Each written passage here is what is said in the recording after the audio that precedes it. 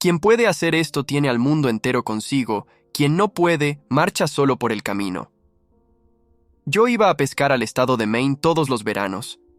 Personalmente, me gustan sobremanera las fresas con crema, pero por alguna razón misteriosa los peces prefieren las lombrices.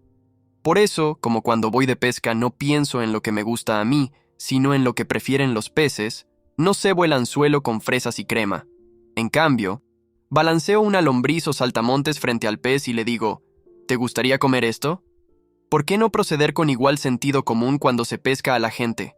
Así procedía Lloyd George, primer ministro inglés durante la Primera Guerra Mundial. Cuando alguien le preguntó cómo había conseguido continuar en el poder después de que todos los demás jefes de la guerra Wilson, Orlando, Clemenceau habían desaparecido en el olvido, respondió que si se podía atribuir su permanencia en la cumbre a alguna cosa, era probablemente al hecho de que había aprendido que era necesario poner en el anzuelo el cebo capaz de satisfacer al pez. ¿Por qué hablar de lo que necesitamos o deseamos? Eso es infantil. Absurdo. Claro está que a usted le interesa lo que necesita o desea. Eso le interesa eternamente, pero a nadie más le interesa. Los demás son como usted o como vos. Les interesa lo que ellos desean o necesitan. De modo que el único medio de que disponemos para influir sobre el prójimo es hablar acerca de lo que él quiere y demostrarle cómo conseguirlo. Recuerde esa frase mañana, cuando trate de lograr que alguien haga algo. Si, por ejemplo, no quiere que su hijo fume, no le predique y no hable de lo que usted quiere. Muéstrele, en cambio, que los cigarrillos pueden impedirle formar parte del equipo deportivo del colegio o ganar la carrera de 100 metros. Es bueno recordar esto, ya sea que se trate con niños o con terneros o con monos.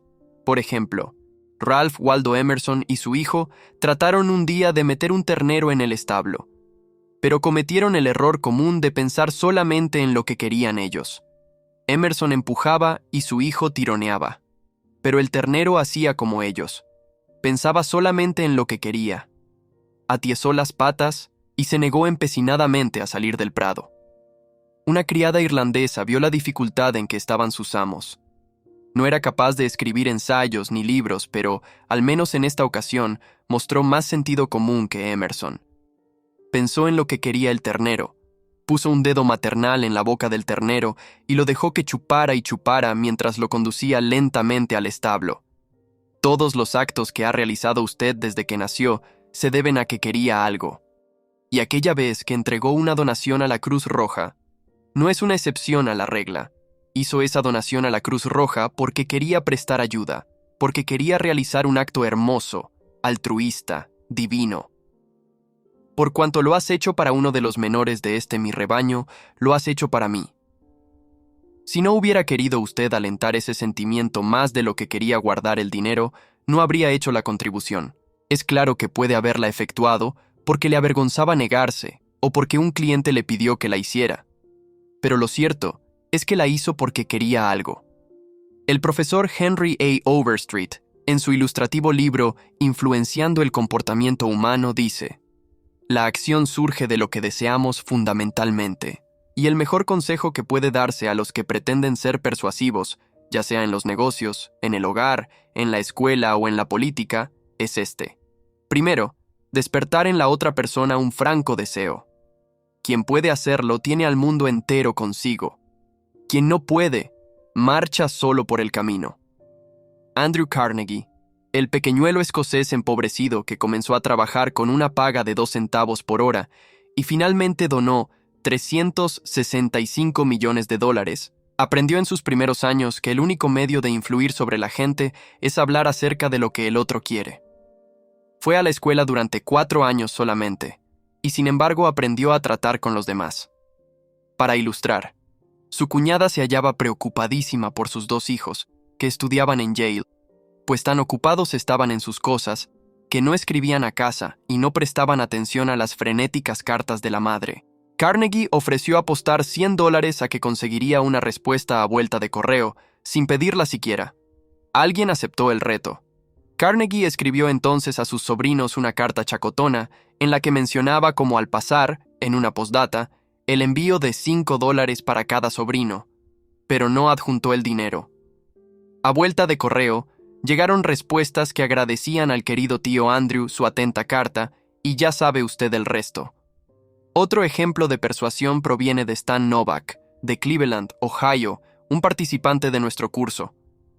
Una noche, Stan volvió a casa del trabajo, encontró a su hijo menor, Tim, pataleando y gritando en el piso de la sala.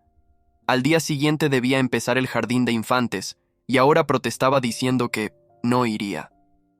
La reacción normal de Stan habría sido ordenarle al niño que fuera a su cuarto, y recomendarle que se hiciera a la idea de ir de todos modos. No le habría dejado alternativa. Pero, al reconocer que esto no ayudaría a Tim a iniciar con la mejor disposición su carrera escolar, Stan se detuvo a pensar: si yo fuera Tim, ¿qué podría gustarme en el jardín de infantes? Junto con su esposa, hicieron una lista de todas las cosas divertidas que haría Tim, como pintar con los dedos, cantar canciones, jugar con amigos nuevos, etc. Después, pasó a la acción. Todos empezamos a pintar con los dedos en la mesa de la cocina, mi esposa Lil, mi otro hijo Bob y yo mismo, y nos divertimos mucho. Al poco rato asomó Tim a espiar. De inmediato, nos rogó que lo dejáramos participar. «Oh, no, tienes que ir al jardín de infantes a aprender a pintar con los dedos». Con todo el entusiasmo que pude reunir, seguí adelante con la lista, hablándole en términos que pudiera entender, explicándole todo lo bueno que haría en el jardín de infantes. A la mañana siguiente fui el primero en levantarme. Bajé y encontré a Tim profundamente dormido en el sillón de la sala. «¿Qué estás haciendo aquí?», le pregunté. «Estoy esperando para ir al jardín de infantes. No quiero llegar tarde». El entusiasmo de toda la familia había despertado en Tim la ansiedad por iniciar las clases, mucho más de lo que podría haberlo hecho la más persuasiva de las conversaciones. Mañana querrá usted persuadir a alguien de que haga algo. Antes de hablar, haga una pausa y pregúntese: ¿cómo puedo lograr que quiera hacerlo? Esa pregunta impedirá que nos lancemos impetuosamente a hablar inútilmente de todos nuestros deseos. En una época yo arrendaba el gran salón de baile de cierto hotel de Nueva York 20 noches por temporada, a fin de realizar una serie de conferencias. Al comenzar una temporada se me informó repentinamente que tendría que pagar casi el triple de alquiler. Esta noticia me llegó después de impresas y distribuidas las entradas, y hechos todos los anuncios. Naturalmente yo no quería pagar ese aumento, pero ¿de qué me valdría hablar a la gerencia del hotel de lo que yo quería? Solo les interesaba lo que querían ellos. Un par de días más tarde fui a ver al gerente. Quedé algo sorprendido cuando recibí su carta. Dije, pero no me quejo. Si yo hubiera estado en su situación, es probable que habría escrito una carta similar. Su deber, como gerente del hotel, es realizar todos los beneficios posibles. Si no procede así, lo despedirán, como es lógico. Pero tomemos un papel y escribamos las ventajas y desventajas que resultarán para el hotel si insiste en este aumento del alquiler. Tomé entonces una hoja de papel, tracé una línea por el medio y encabecé una columna con la palabra ventajas y la otra con desventajas. Bajo el título de ventajas, escribí estas palabras: Salón de baile libre. Luego dije, tendrán ustedes la ventaja de quedarse con el salón de baile para alquilarlo para bailes y convenciones. Es una gran ventaja, porque esas funciones le rendirán mucho más dinero del que pueden conseguir con una serie de conferencias. Si comprometen el salón por 20 noches en el curso de la temporada, es casi seguro que perderán algunos negocios muy provechosos. Ahora, agregué, consideremos las desventajas. Primero, en lugar de aumentar sus ingresos por lo que yo les pague, verán ustedes que disminuyen. En realidad, los van a perder del todo, porque no puedo pagar el alquiler que me piden. Me veré obligado a efectuar estas conferencias en algún otro local. Hay además otra desventaja para ustedes. Estas conferencias atraen multitudes de personas educadas y cultas. Se trata, pues, de una buena propaganda, ¿verdad? Lo cierto es que si gastaran ustedes $5,000 en anuncios periodísticos, no conseguirían atraer al hotel tanta gente como la que viene a estas conferencias. Esto vale mucho para el hotel, ¿verdad? Mientras hablaba, escribí estas dos desventajas bajo el título correspondiente y entregué la hoja de papel al gerente, diciéndole: deseo que estudie cuidadosamente las ventajas y las desventajas que van a resultar para el hotel de esta decisión y que después me haga conocer su resolución definitiva. Al día siguiente, recibí una carta en que se me informaba que mi alquiler aumentaría solo en 50% en lugar del 300%. Recuérdese que obtuve esta reducción sin decir una palabra de lo que yo quería. No hablé más que de lo que quería el hotel y cómo podría lograrlo. Supongamos que yo hubiese procedido en la forma humana, natural, que hubiera entrado violentamente en la oficina del gerente para decirle: ¿qué es esto de aumentarme el alquiler en 300% cuando sabe que ya se han impreso y repartido las entradas y efectuado todos los anuncios? ¡300%! ¡Absurdo! No lo voy a pagar. ¿Qué habría ocurrido entonces? Sencillamente que habría comenzado una discusión y ya se sabe cómo terminan las discusiones. Aunque yo hubiese convencido al gerente de su error, su orgullo habría hecho difícil que cediera. Veamos uno de los mejores consejos que jamás se han dado en cuanto al arte de las relaciones humanas. Si hay un secreto del éxito, dijo Henry Ford, reside en la capacidad para apreciar el punto de vista del prójimo y ver las cosas desde ese punto de vista, así como del propio. Tan bueno es el consejo que quiero repetirlo. Si hay un secreto del éxito, reside en la capacidad para apreciar el punto de vista del prójimo y ver las cosas desde ese punto de vista así como del propio. Es tan sencillo, tan evidente, que cualquiera debería apreciar a primera vista la verdad que encierra. Sin embargo, el 90% de la gente de la Tierra lo ignora el 90% de las veces. ¿Un ejemplo? Estudie las cartas que llegan a su escritorio mañana por la mañana y verá que casi todas ellas violan esta norma de sentido común. Veamos esta carta, escrita por el jefe del departamento de radio de una agencia de publicidad que tiene sucursales en todo el continente. Esta carta fue enviada a los gerentes de estaciones locales de radio en todo el país. He fijado, entre paréntesis, mis reacciones ante cada párrafo. Señor fulano de tal ciudad de cual, Indiana, 46170. Estimado señor fulano, la compañía tal desea conservar su posición como principal agencia publicitaria en el terreno radiotelefónico. ¿A quién le interesa lo que desea su compañía? A mí me preocupan mis problemas. El banco va a ejecutar la hipoteca sobre mi casa. El jardín está lleno de plagas. El mercado de valores bajó ayer. Perdí el punto tren de las 8:15 esta mañana. No me invitaron anoche al baile de los Pérez. El médico me dijo que tengo mucha presión arterial y neuritis y caspa. Y bien, ¿qué ocurre? Llego esta mañana a la oficina, preocupado, abro mi correspondencia y me encuentro con un señor engreído que desde Nueva York se dedica a cacarear sobre lo que desea su compañía. Bah, si se diera cuenta de la impresión que hace esta carta, abandonaría el ramo de publicidad y se dedicaría a criar ovejas. Los contratos nacionales de publicidad de esta agencia fueron el baluarte de la primera cadena radiotelefónica. En los años sucesivos, hemos ocupado en todas las estaciones más tiempo publicitario que cualquier otra agencia. Son ustedes ricos y poderosos y están en la cima, ¿verdad? ¿Y qué?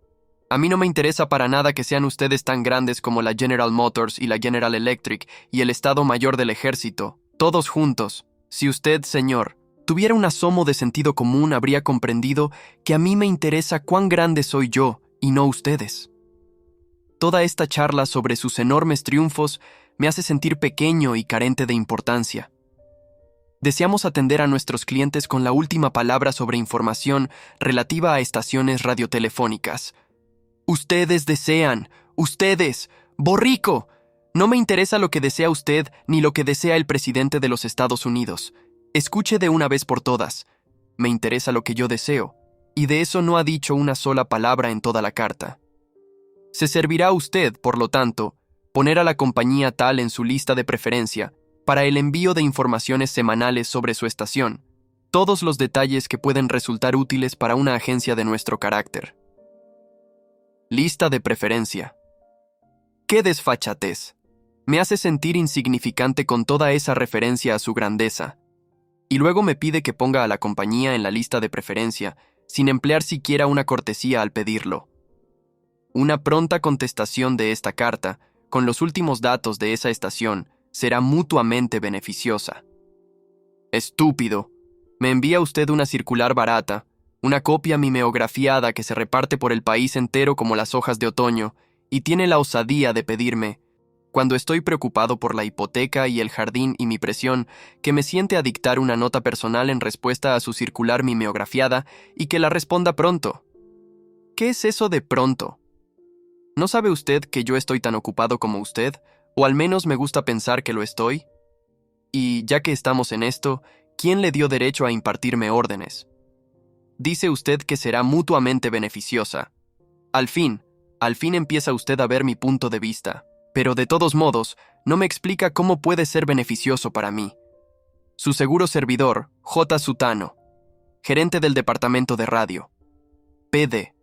La copia inclusa del diario de cual será de interés para usted y quizá quiera transmitirla por su estación. Finalmente, allí a lo último, en una postdata, menciona usted algo que puede ayudarme a resolver uno de mis problemas. ¿Por qué no empezó su carta por allí? Pero es inútil. Un hombre dedicado a publicidad, culpable de perpetrar tantas tonterías como me ha enviado usted, debe de padecer algo en la médula oblongada. Usted no necesita una carta con nuestras últimas novedades. Lo que necesita usted es un litro de yodo en la glándula tiroides. Pero si un hombre que dedica su vida a la publicidad y que se hace pasar por perito en el arte de influir sobre el público para que compre, si un hombre así escribe una carta de este tipo, ¿qué podemos esperar del carnicero o el panadero? Aquí hay otra carta, escrita por el superintendente de una gran estación ferroviaria de cargas a un estudiante de este curso, señor Edward Vermeulen. ¿Qué efecto tuvo esta carta en el hombre a quien fue dirigida? Leámosla y después lo diré. A. Seregas Sons, Inc., 28 Front Street, Brooklyn, N.I., INSE 201. Atención, señor Edward Vermeulen. Muy señores nuestros, las operaciones en nuestra estación receptora de fletes para afuera son dificultosas porque una amplia proporción del movimiento total se nos entrega muy avanzada la tarde. Eso tiene por resultado congestiones, trabajo extraordinario para nuestro personal, retraso de los camiones y, en algunos casos, retraso del despacho de las consignaciones. El 10 de noviembre recibimos de esa compañía un lote de 510 piezas que llegó aquí a las 16:20. Solicitamos su cooperación para impedir los efectos indeseables que surgen de la recepción tardía de consignaciones. Nos permitimos solicitar que, en los días en que envíen ustedes un volumen de mercadería como el que se recibió en la fecha mencionada, realicen ustedes un esfuerzo para hacer llegar más temprano el camión o entregarnos parte de la carga por la mañana. Ustedes obtendrían de tal cooperación la ventaja de una descarga más rápida de sus camiones y la seguridad de que sus consignaciones serían despachadas en el día de su entrega en la estación. Su seguro servidor, Jay B. Superintendente. Después de leer esta carta, el señor Vermeulen, gerente de ventas de la casa A. Seregas Sons, Inc., me la envió con el siguiente comentario. Esta carta tuvo el efecto contrario del que se deseaba. La carta comienza describiendo las dificultades de la estación, que en general no nos interesan. Se pide luego nuestra cooperación, sin pensar en los inconvenientes que eso puede causarnos, y por fin, en el último párrafo, se menciona el hecho de que si cooperamos podremos obtener la descarga más rápida de nuestros camiones y la seguridad de que nuestros envíos serán despachados en la fecha de su entrega en la estación. En otras palabras, lo que más nos interesa es lo mencionado al final, y el efecto total de la carta es el de despertar un espíritu de antagonismo más que de cooperación. Veamos si podemos escribir mejor esta carta. No perdamos tiempo hablando de nuestros problemas. Según aconseja Henry Ford, comprendamos el punto de vista de la otra persona y veamos las cosas desde ese punto de vista, así como del nuestro. Demos una muestra de la carta revisada. Quizá no sea la mejor, pero ¿no es mejor que el original? Señor Edward Vermeulen, .co, A. Seregas Sons, Inc., 28 Front Street, Brooklyn, N.I.D., INSE 201. Estimado señor Vermeulen, su compañía es uno de nuestros buenos clientes desde hace 14 años. Naturalmente, agradecemos sobremanera ese patrocinio y ansiamos darle el servicio veloz y eficiente que merece. Lamentamos decir, sin embargo, que no nos es posible hacerlo cuando sus camiones nos hacen llegar una gran partida de mercadería en las últimas horas de la tarde, como ocurrió el 10 de noviembre. Sucede así porque muchos otros clientes hacen también sus entregas en las últimas horas de la tarde, y naturalmente, esto produce una congestión. Como resultado de ello, sus camiones quedan inevitablemente detenidos en la estación, y a veces hasta se retrasa el envío de las mercancías al interior. Esta es una grave dificultad. ¿Cómo se puede evitar? Haciendo sus entregas en la estación por la mañana, punto cuando les sea posible. Eso facilitará el movimiento de sus camiones, sus envíos obtendrán inmediata atención y nuestro personal podrá retirarse temprano a gozar una comida con los deliciosos productos que ustedes fabrican. Cualquiera sea el momento en que lleguen sus envíos, haremos siempre todo lo posible por servirles con rapidez. Sé que usted está muy ocupado, sírvase no molestarse en contestar esta nota. Lo saluda Ate. Superintendente. Barbara Anderson, empleada de un banco en Nueva York, deseaba mudarse a Phoenix, Arizona, en busca de mejor clima para la salud delicada de su hijo. Usando los principios que había aprendido en nuestro curso, escribió la siguiente carta a 12 bancos de Phoenix. Estimado señor, mis 10 años de experiencia bancaria podrían resultar de interés para un banco en crecimiento como el suyo. En distintos puestos de la operatoria bancaria con la Bankers Trust Company de Nueva York, hasta llegar a mi puesto actual de gerente de área, he adquirido conocimiento de todas las fases del mundo bancario, incluyendo relaciones entre depositantes, créditos, préstamos y administración interna. En mayo me trasladaré a Phoenix, y estoy segura de que si se me da la oportunidad, podré contribuir al crecimiento de su institución. Llegaré a esa ciudad el 3 de abril y le agradeceré que me permita mostrarle cómo puedo ayudar a su banco a alcanzar sus objetivos. Sinceramente, Barbara L. Anderson. ¿Recibió alguna respuesta a esta carta la señora Anderson? 11 de los 12 bancos la invitaron a presentarse para una entrevista y posteriormente tuvo para elegir entre diversas ofertas de empleo. ¿Por qué?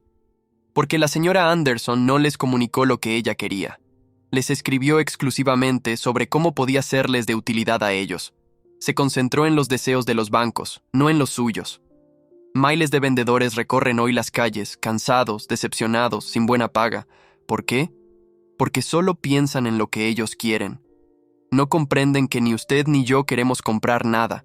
Si quisiéramos, saldríamos a comprarlo. Pero a usted y a mí nos interesa siempre resolver nuestros problemas. Y si un vendedor puede demostrarnos que sus servicios o sus productos nos ayudarán a resolver nuestros problemas, no tendrá que esforzarse por vendernos nada. Ya lo compraremos nosotros. Y un cliente desea creer que él es quien compra, no que hay quien le vende. Sin embargo, muchos hombres se pasan la vida como corredores de venta sin ver las cosas desde el punto de vista del cliente.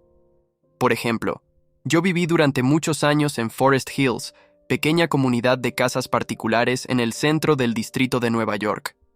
Un día, cuando iba deprisa hacia la estación, me encontré casualmente con un vendedor de terrenos que durante muchos años había comprado y vendido propiedades en Long Island. Conocía muy bien Forest Hills, y sabiéndolo le pregunté apresuradamente si mi casa estaba construida con vigas de metal.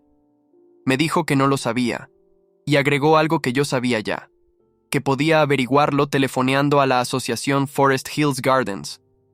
A la mañana siguiente recibí una carta de él. Me daba la información que yo quería, la podía haber conseguido en un minuto, mediante un llamado telefónico, pero no lo hizo.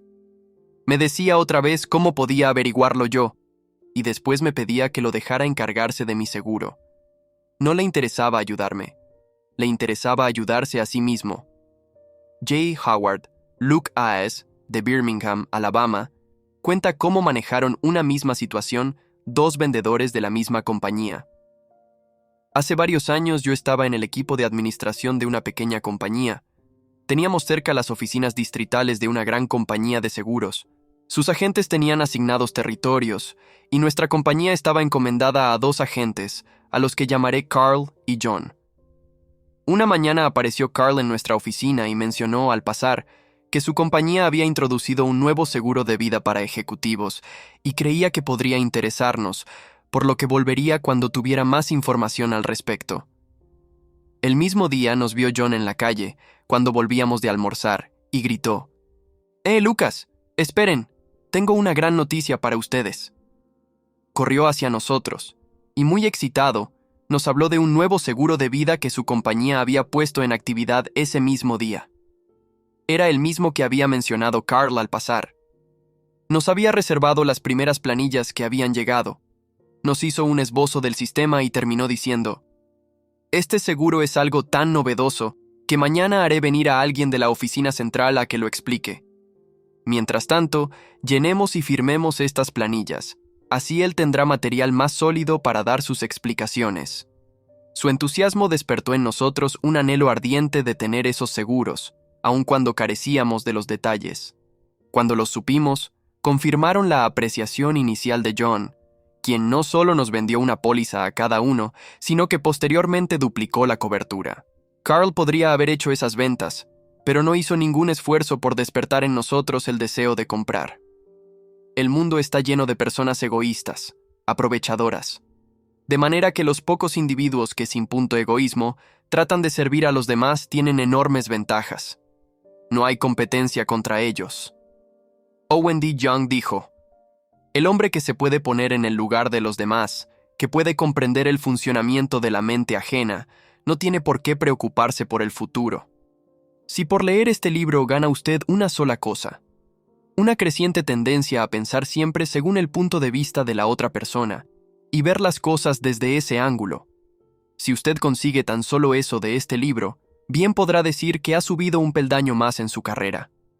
Ver desde el punto de vista de la otra persona y despertar en esa persona un deseo ferviente de algo, no debe confundirse con manipular a esa persona de modo que haga algo en detrimento de sus propios intereses.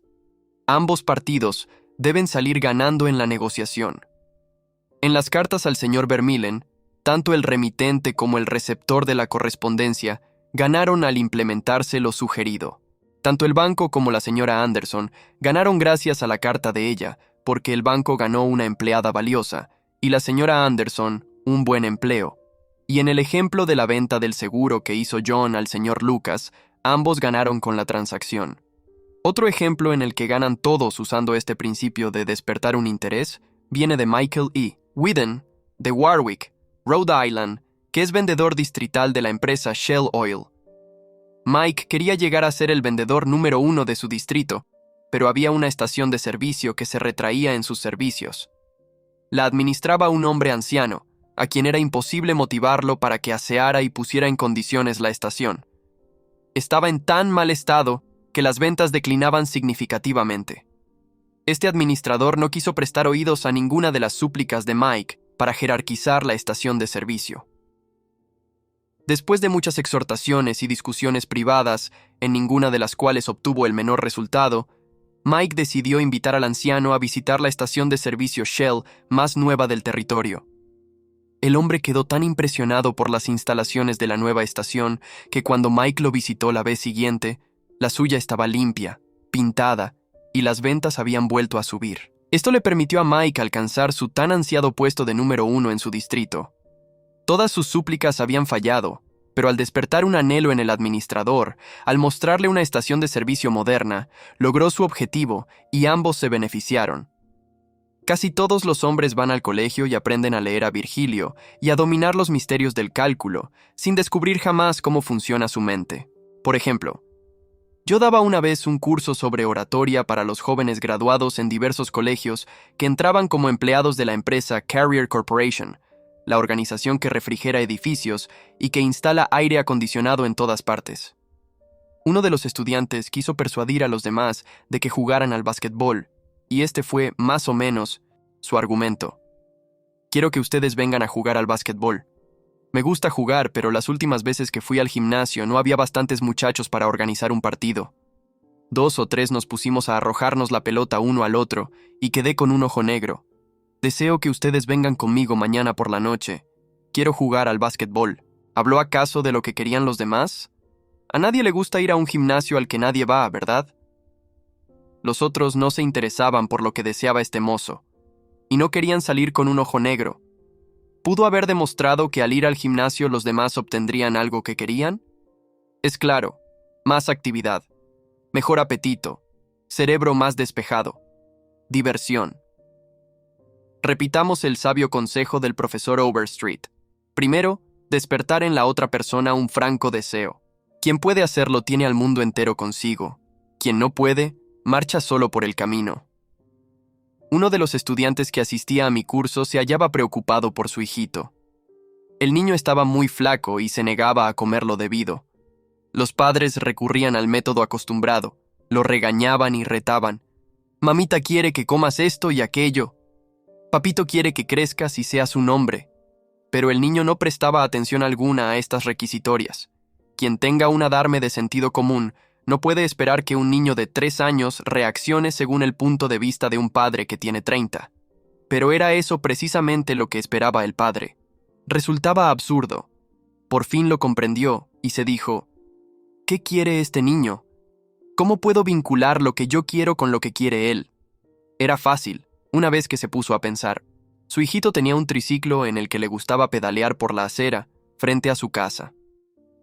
Unas casas más lejos vivía un matón, un niño algo mayor, que le quitaba el triciclo al niñito y empezaba a pedalear. Naturalmente, el niñito corría hasta su madre, que tenía que ir a quitar el triciclo al matón y devolverlo a su hijito. Esto ocurría casi todos los días. ¿Qué quería pues el niño? No se necesitaba ser Sherlock Holmes para saberlo. Su orgullo, su ira, su deseo de sentirse importante, las emociones más fuertes en su composición mental, le instaban a la venganza, a dar un buen puñetazo en la nariz al matón. Y cuando el padre le dijo que algún día podría cerrar los ojos del matón a puñetazos si comía las cosas que la madre le recomendaba, cuando el padre le prometió esto, ya no hubo problema dietético. Aquel niño comía espinacas, coles, cualquier cosa, a fin de poder castigar al matón que tantas veces lo había humillado. Después de resolver este problema, el padre encaró otro. El niño tenía la mala costumbre de empapar la cama. Dormía con su abuela. Por la mañana, la abuela se despertaba, tocaba la sábana y decía: «Mira, Johnny, lo que hiciste anoche». «No», respondía el niño. «Yo no fui, fuiste tú». Retos, castigos, intentos de avergonzarlo, reiteración de que la madre no quería que hiciera eso. Por ningún medio se conseguía tener seca la cama. Entonces se preguntaron los padres: ¿cómo podríamos hacer que este niño quiera dejar de mojar la cama? ¿Qué era lo que quería el niño? Primero, quería usar pijama como su papito, y no un camisón como la abuela. La abuela se estaba hartando de los inconvenientes nocturnos, de manera que de muy buen grado ofreció comprar unos pijamas para el niño, siempre que se corrigiera. Segundo, el pequeño quería una cama para él solo. La abuela no se opuso. La madre lo llevó consigo a una mueblería de Brooklyn, guiñó un ojo a la vendedora y dijo: «Aquí hay un caballerito que desea hacer unas compras». La vendedora hizo que el niño se sintiera importante. «Joven, ¿qué cosas desearía ver?». Se irguió el niño en toda su altura y contestó: «Quiero comprar una cama para mí solo». Cuando le mostraron la camita que la madre quería que comprara, la vendedora lo supo por un guiño de la madre y persuadió al niño de que esa era la cama que debía comprar. Al día siguiente fue entregada la cama, y por la noche, cuando el padre volvió a su casa, su hijo corrió a la puerta gritando: ¡Y papito! ¡Y papito! ¡Ven arriba a ver mi cama, la que yo compré! El padre, ante la camita, obedeció la recomendación de Charles Schwab. Fue caluroso en su aprobación y generoso en el elogio. «¿No vas a mojar esta cama, verdad?», preguntó. «Ah, no voy a mojar esta cama». El niño cumplió su promesa, porque su orgullo estaba en juego. Era su cama. Él, y solo él la había comprado, y ahora usaba pijama como un hombrecito. Quería portarse como un hombre. Y así fue. Otro padre, K.T. Dutchman, ingeniero telefónico, no podía conseguir que su hijita, de 3 años de edad, comiera lo debido en el desayuno. Los regaños, pedidos, promesas de costumbre fueron inútiles. Los padres se preguntaron entonces: ¿cómo podemos hacer para que quiera comer? La niñita gustaba imitar a su madre, sentirse grande. Una mañana la sentaron en una silla y la dejaron que preparara su desayuno. En el momento psicológico, el padre entró en la cocina donde la niña preparaba su comida, y la pequeña le dijo: Mira, papito, estoy haciendo el cereal esta mañana. Comió 2 porciones de cereal esa mañana, sin que nadie se lo pidiera, porque estaba interesada personalmente. Había satisfecho su sentido de la importancia. Había hallado, en la preparación del desayuno, un camino para expresar su yo. William Winter señaló una vez que la expresión del yo es la necesidad dominante en el carácter humano. ¿Por qué no hemos de recurrir a la misma psicología en los negocios?